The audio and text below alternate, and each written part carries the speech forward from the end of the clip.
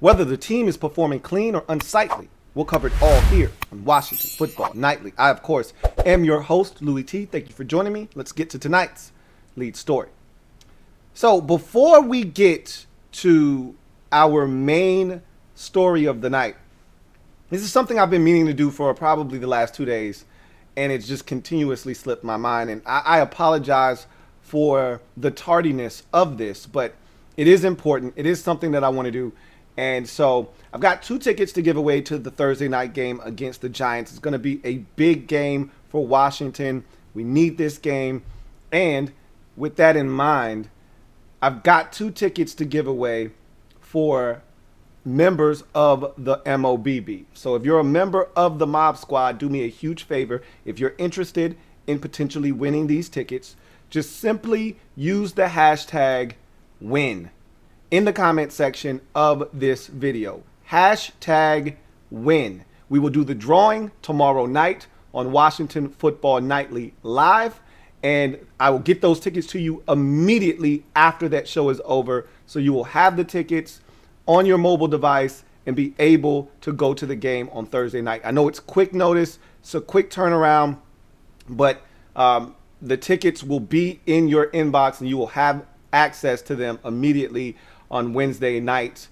So again, if you're out there and you are a member of the Mob Squad and you are interested in going to the Thursday night game against the New York Giants in week 2, I've got 2 tickets for you and someone else, obviously, to go to the game. If you're interested, you're a member of the mob, use the hashtag WIN in the comment section of this video, and we will do the drawing tomorrow. So with that said, tonight's lead story is something that I'm actually really going to maybe surprise some of you, but I don't think I am.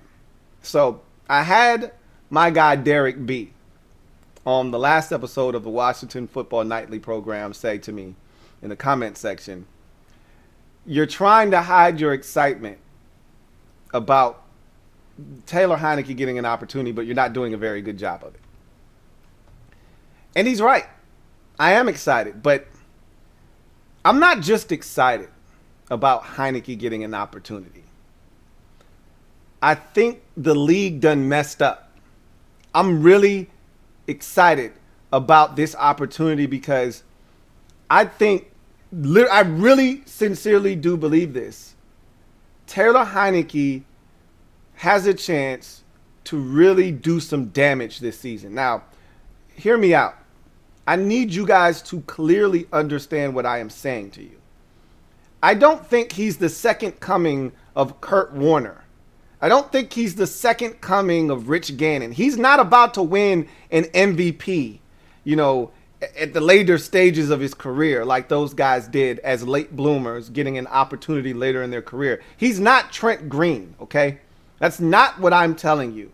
What I'm telling you is that Taylor Heinicke is the right guy for this team right now.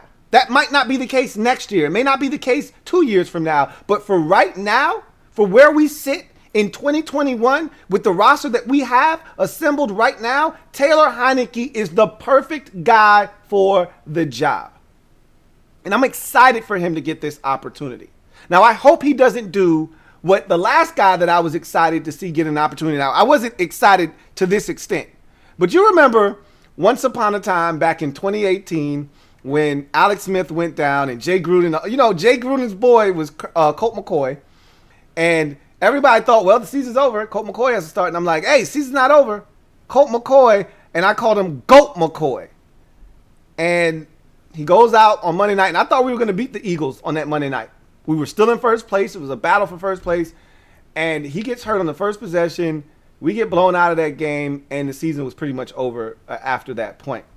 Hopefully that's not the case. So go ahead and knock on some wood just to make sure that we don't put any bad juju out there in the environment, in the atmosphere. But I really think that the legend of Taylor Heinicke is about to grow to epic proportions.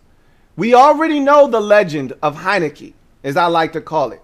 TLH, the Legend of Heinicke, to me, started last year when he got that 1 quarter essentially of work against Carolina, and we were all like, hey, who the hell is this guy? I knew who he was from his ODU days, but again, ODU is ODU. It's not the NFL. So I wasn't sure what we were going to get. He came in, and I was like, yeah, Taylor Heinicke looked pretty damn good. He gets the start in the playoff game, and I've got people who can't stand Washington, could give two shits about them, who watched that playoff game and said, hey, y'all got yourselves a quarterback, man. And a lot of the fan base kind of felt like, we're not sure what this is, but we'd like to find out. We'd sure like to see more. And Ron was like, I've seen this guy for a number of years. Trust me, there's not much more to see. Okay? He is what he is. And we're like, we hear you, but we'd still like to see for ourselves, if you don't mind. And Ron's like, I do mind. So he went out and he got Ryan Fitzpatrick. Well, that experiment lasted all of a quarter and a half before the football god said, no, the fans want to see where this thing is going to go. We're going to give them an opportunity to get a glimpse. Maybe it is, maybe it isn't. But whatever happens, the legend of Taylor Heinicke, the Legend of Heinicke is about to grow. Because he's going to go out in week 2. He's going to scorch the Giants. We're going to win the ball game. And from that point forward, guys are going to believe. They already know that he's fully capable. The guys, especially the ones that were here last year, that watched him play. They know he's fully capable. But he still hasn't won a game in a Washington football uniform. Okay? Still hasn't won a game for this team. Came in relief, didn't get it done. Played against the Buccaneers, came close, but no cigar. Didn't get it done. So they still need to see results. This is the opportunity to get it. And I'm telling you right now, his ability to extend plays, his mobility is going to give teams fits. And as we know, he doesn't have the strongest arm in the world. We saw that on Sunday. We've seen that on numerous occasions and had reminders of that throughout the time that he's played here in Washington. But he's not afraid. He's not afraid to put the ball in harm's way, which is not always going to be a good thing. And he's going to make mistakes. Trust me. No quarterback not named Patrick Mahomes is absolved from having bad games. He will have a bad game or two. But what I'm telling you is, of the 3 quarterbacks, I think he gives us the best chance to win. And if they can find a way to scheme it up, be more stout up front. They were not good. That offensive line was not good against the Chargers, especially in the first half. But really, they weren't good. Throughout the ball game, when the Chargers brought pressure, guys were coming free.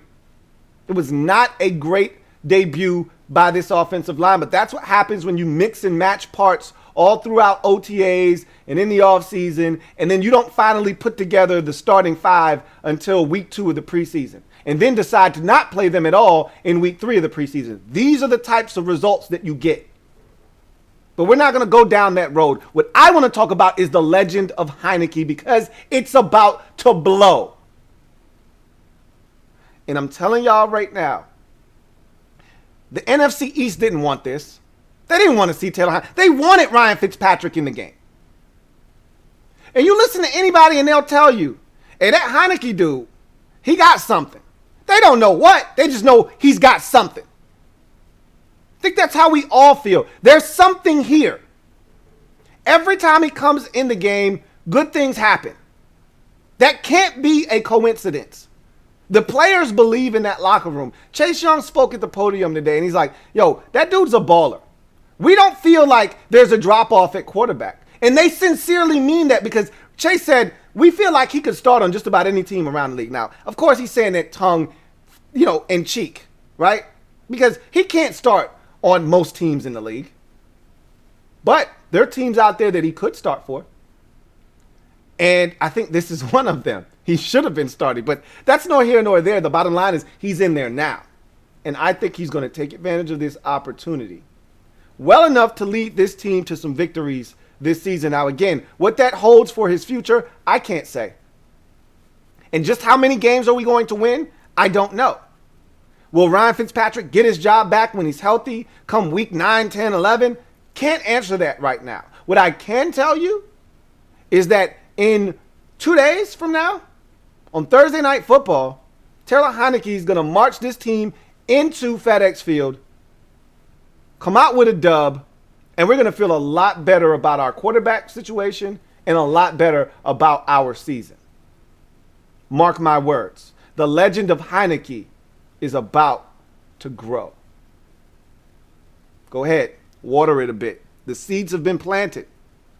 Water it a little bit. Watch it grow.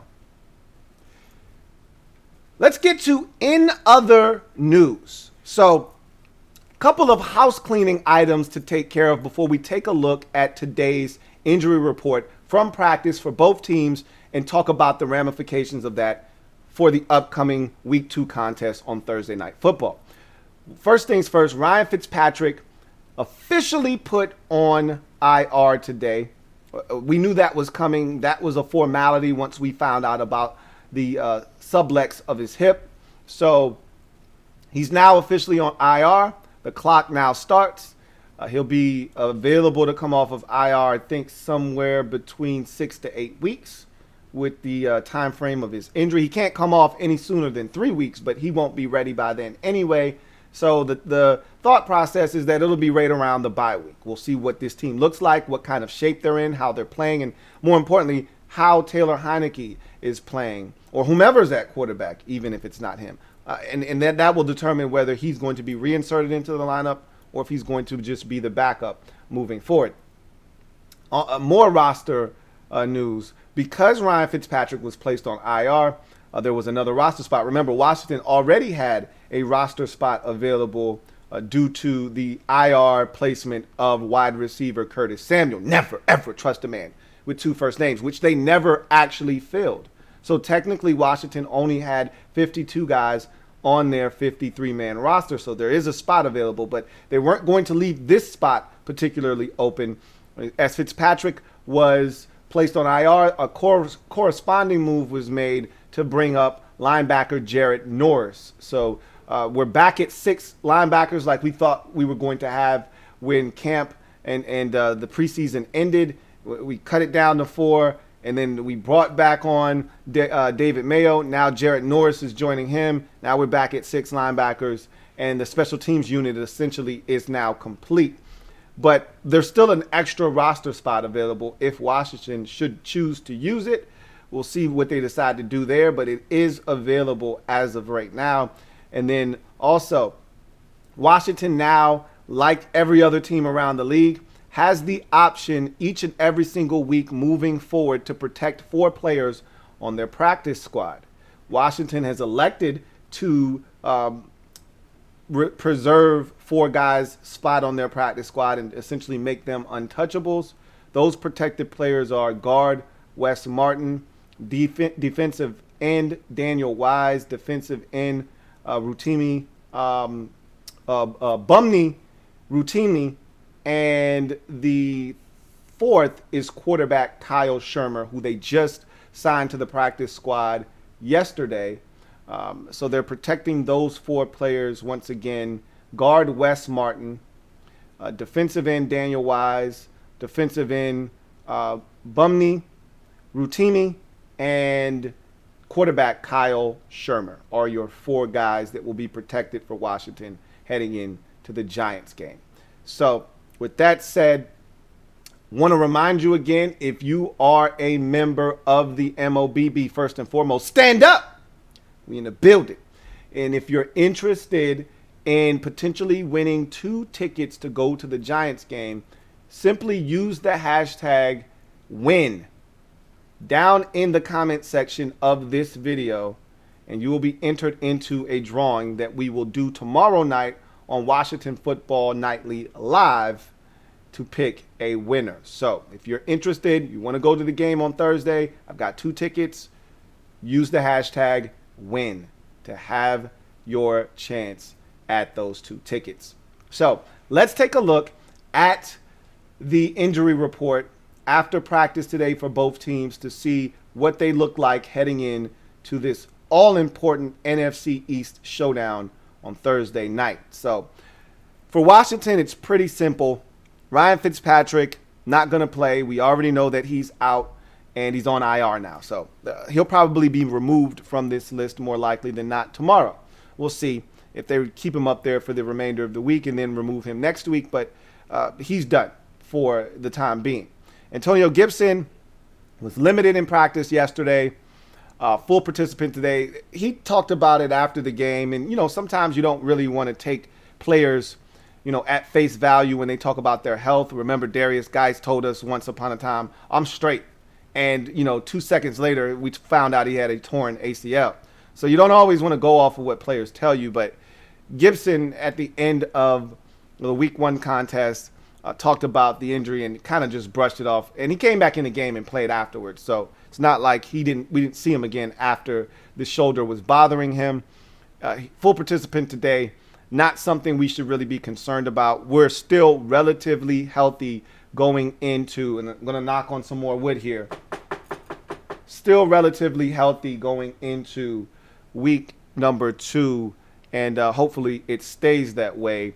And the beauty of this is, that's why it's so important. If you could get this win, not only are you going to even your record back up at 1-1, but it also gives you 10 days of rest between this week and the game against the Bills in week 3 to rest up, to prepare, but also do it with a smile on your face, with not everybody walking around on eggshells because you're 0-2 and you see your season spiraling out of control. So as a fan, I can just tell you, 1-1 and 10 days between the next game, and watching all of the Sunday contests on week 2 or on Sunday in week 2, knowing that we won on Thursday, feels a hell of a lot better than watching those games being pissed off knowing that we're 0-2 and this season is not going as well as we had intended it to do. So this is a big one, man. Got to have it, and glad the injury report looks the way that it does. So you transition to the Giants. They've got a few guys that look like they could really be in trouble because of the short turnaround. Had this game been played on Sunday, maybe 1 or 2 of these guys are able to go. But because this game is going to be played on a quick turnaround on a Thursday, and you don't have the normal rest period and, you know, rehabilitation period and rehab that normally goes on throughout the course of a week, I think 1 or 2 of these guys, maybe even 3 of them, may be out because of that. Evan Ingram is the one that I'm paying the most attention to. Cam Brown is also a big-time player, and Shane Lemieux is their starting guard. They're starting, if I'm not mistaken, left guard. So it's not like any of these guys are minced meat. Okay, we're not talking about chopped liver here. We're talking about major impact players. We've had an Evan Ingram problem here in Washington, and need not look any further than last week against the Chargers with Jarrett Cook Jr. Tearing our ass to shreds again. We've got tight end issues in Washington, in case you haven't been paying attention for the last decade. So if Evan Ingram can't go, that's a big help for our defense. Now, they still have Kyle Rudolph, who isn't, you know, a pushover, but he's coming off of an injury himself. He's still trying to work his way back. If we could not have Evan Ingram play in this game, it'd take a huge chunk of their speed options at the tight end position away and really help us defensively. Cam Brown is a guy that can do a little bit of everything, can rush the quarterback, drop into coverage. If he can't go, that's going to hurt the depth of their linebacking core. And obviously Shane Lemieux not being available, if that is in fact the case with a knee injury on an offensive line that already seems to be somewhat sketchy, is not good news for a Giants team that is looking to block what has to be a pissed off, angry, and ready to explode defensive line for the Washington football team. So Saquon Barkley, I think, is going to be just fine, going to be limited. You remember, he just played in his first game since the ACL tear. They're going to take it slow with him. So he's probably fine, but just going to be limited in practice because they don't need to put any wear and tear on him as he continues to work his way back So I fully expect him to participate in the game on Thursday and maybe even have a bigger workload than he did in week number 1. We'll see how the knee responds and how he feels.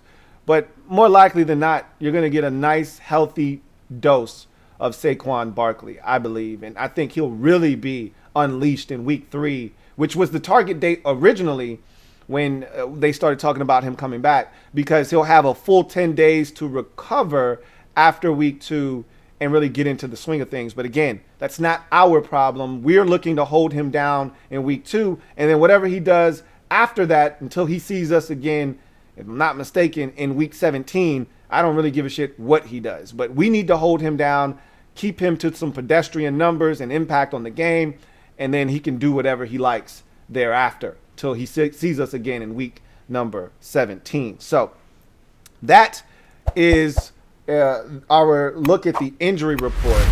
And I'm feeling really good about where we sit injury-wise and where the Giants are. You know, they've got some key guys that could potentially not play in this game. We'll monitor that situation closely again tomorrow, and we'll be able to kind of have a clearer picture as to who might be able to go and who probably will not. So it's good to know that on our end, for the most part, you know, it's looking pretty good. I don't want to keep talking about it because I don't want anything crazy to happen, but it feels good to look at that list and see how slim it is. Hopefully we can keep it that way. So, want to now transition to our first look at the week 2 matchup versus the New York Football Giants on Thursday Night Football. One of those gotta have, must get games on the schedule. And I'm just gonna tell you right now, watching the Giants in week number 1 lose to the Denver Broncos 27-14, especially after having watched us suffer the heartbreak that we did in our loss earlier in the afternoon, was sweet, sweet music to these ears and delightful for these eyes to be able to behold. That said, I thought the Giants did some good things in that football game, despite, you know, the score and how things ended up. Sterling Shepard went over 100 yards. He also had a touchdown reception. Daniel Jones, for all that he didn't do in the game, he did do some good things. And, you know, you listen to Giants fans, he stinks. They want him out of there, this, that, and the third. Well, for some reason, Daniel Jones doesn't show up. The one that fumbles and throws interceptions, he doesn't show up against us. So I don't know what it is. I don't know why that seems to be the case. But when he sees us, he plays the best brand of football that he knows how to play. That has to change in week number 2 on Thursday night. It has to change. And one thing I can say the Broncos did a really good job of is really pressuring Daniel Jones.